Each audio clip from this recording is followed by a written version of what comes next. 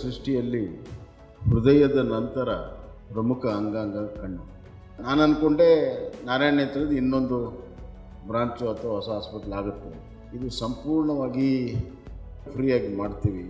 ಆದರೆ ಒಂದು ಆಸ್ಪತ್ರೆ ವಿತ್ ಆಪರೇಷನ್ ಥಿಯೇಟರ್ಸ್ ಎಲ್ಲ ಫೆಸಿಲಿಟಿ ಆ್ಯಂಡ್ ಅತ್ಯಂತ ಕ್ಲಿಷ್ಟವಾಗಿರುವಂಥ ಕಣ್ಣಿನ ರೋಗವನ್ನು ನಿವಾರಣೆ ಮಾಡುವಂಥ ಎಲ್ಲ ವ್ಯವಸ್ಥೆ ಆಧುನಿಕವಾಗಿರುವಂಥದ್ದು, ಬಡವರಿಗೆ ಅತ್ಯಂತ ಬೆಸ್ಟ್ ಮೆಡಿಕಲ್ ಸರ್ವಿಸ್ ಕೊಡಬೇಕನ್ನುವಂಥ ಅವರ ತೀರ್ಮಾನ ಏನಿದೆ, ಇದೊಂದು ಮಾದರಿಯಾಗಿದೆ.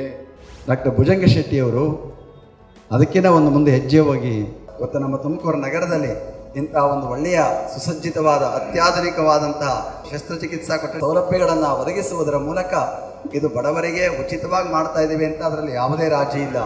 ಬಂದಂಥ ಅವರಿಗೆ ಉಚಿತವಾದಂಥ ತಪಾಸಣೆಯನ್ನು ಮಾಡೋದಕ್ಕೆ ಅವರು ತಮ್ಮನ್ನು ತಾವು ಅರ್ಪಿಸಿಕೊಂಡಿರುವಂಥದ್ದು.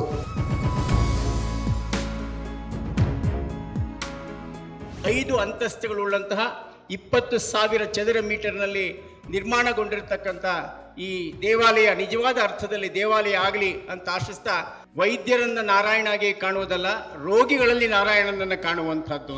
ಇವತ್ತಿನ ದಿವಸ ಅಲ್ಲಿ ಒಂದು ಫೋಟೋಗ್ರಾಫ್ ಇದೆ, ಅದು ಯಾರಂತ ತಾವು ಕೇಳ್ಬೋದು.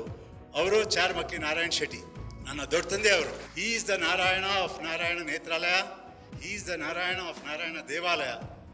ಸೊ ಇಲ್ಲಿ ಯಾವಾಗಲೂ ಹೇಳ್ತಾರೆ ವೈದ್ಯೋ ನಾರಾಯಣ ಹರಿ ಅಂತ. ಈ ದೇವಸ್ಥಾನದಲ್ಲಿ ಮಾತ್ರ ಇದು ದೇವಸ್ಥಾನ, ಇಲ್ಲಿ ವೈದ್ಯರು ದೇವರಾಗೋದಿಲ್ಲ, ಪೇಷಂಟ್ಸು ದೇವರಾಗ್ತದೆ, ನಾರಾಯಣ ಸೇವೆ ಇಲ್ಲಿ ನಡೀಲಿಕ್ಕಿದೆ ಅಂತ ಹೇಳಲಿಕ್ಕೆ ಬಯಸ್ತೀನಿ. ನನಗೊಂದು ಕನಸಿದೆ, ಇದು ಜಸ್ಟ್ ಅ ಮಾಡೆಲ್ ಪ್ರಾಜೆಕ್ಟ್. ಈ ಕರ್ನಾಟಕನ ಕ್ಯಾಟ್ರಾಕ್ಟ್ ಮುಕ್ತವಾಗಿ ಮಾಡಬೇಕು ಅಂತ ಒಂದು ಕನಸಿದೆ. ಅದಕ್ಕೆ ಇದೇ ಥರದ ಹಾಸ್ಪಿಟ್ಲು